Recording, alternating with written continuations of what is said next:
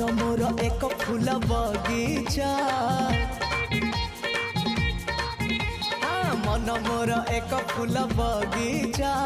बिछे देइछि प्रेम गालीचा चली आस से बाटे खोजुछि मु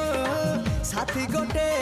सुंदरी सुनयना ना ना झुमता ना आस सुनयना झुमता ना आस सुनयना झुमता ना आस सुनयना झुमता ना आस सुनयना।